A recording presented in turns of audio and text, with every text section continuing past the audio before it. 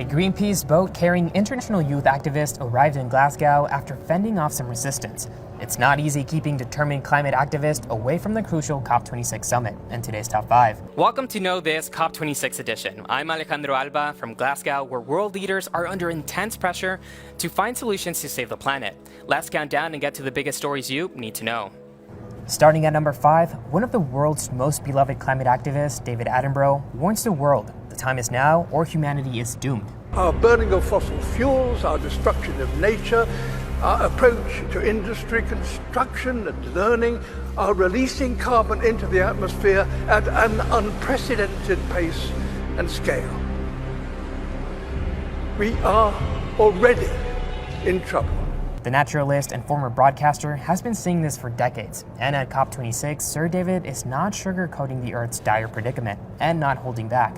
The Conference of World Leaders comes after a summer of record-breaking heat waves in California, devastating hurricanes, and massive wildfires that last for weeks, even months. Attenborough's message to world leaders is direct. If humans don't reverse the course of climate change now, it will be too late. At number 4, a Greenpeace ship arrived in the heart of Glasgow after first being warned to stay away. The Rainbow Warrior, carrying 4 young climate activists, was first told it would be a breach of maritime laws and that Scotland police would take action if it proceeded to dock at the conference.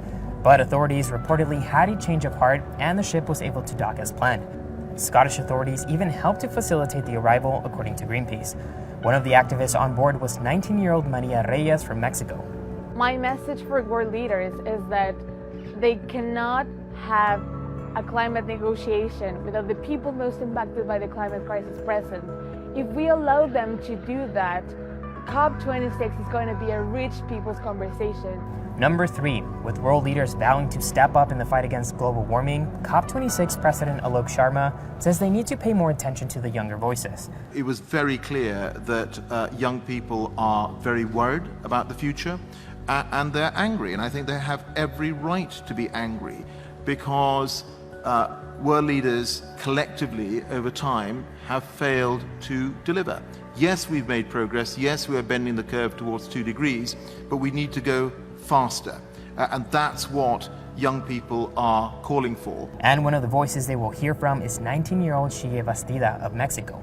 She's an activist for the Otomi-Toltec indigenous people of Mexico. I feel very lucky that I'm able to speak at the World Leaders Summit, but I'm gonna take that as a once-in-a-lifetime opportunity to lay out our demands.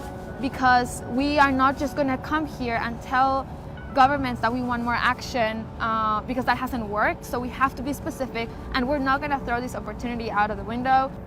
At number 2, inequity is a huge problem that's keeping many climate activists away from the conference. Aisha Siddiqa of the group Polluters Out said many activists struggle to make it to COP given the high prices of plane tickets, hotel rooms, and expensive Airbnbs. The UK is making a great deal of revenue. I like to call this the Coachella of climate change because it kind of is. You have fancy men in fancy suits, some with 80 cars coming in, booking out entire hotels, and then the rest of us trying to find places to sleep and considering lodging on a boat because we can't find areas on land. There are also reported issues with accessibility, including wheelchair access and COVID vaccine standards. And at number 1, climate change champion Greta Thunberg is in Glasgow, and while she's not scheduled to speak, her presence is everywhere.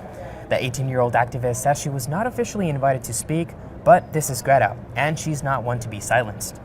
Inside COP, they're just politicians and people in power pretending to take our future seriously, pretending to take the present seriously of the people who are being affected already today by the climate crisis. Inside the halls of the conference, her impact is clearly evident. British Prime Minister Boris Johnson channeled Greta and borrowed one of her most catchy recent one-liners. All those promises will be nothing but blah, blah, blah, to coin a phrase. On Monday, Thunberg helped to start an online petition that accused political leaders of failing to meet their climate goals. It has already surpassed more than 1 million signatures. That's it for today. Tell me what was the biggest story for you in the comments below. And make sure to follow NowThis Earth for more COP26 stories. We'll see you right back here tomorrow for more news you need to know.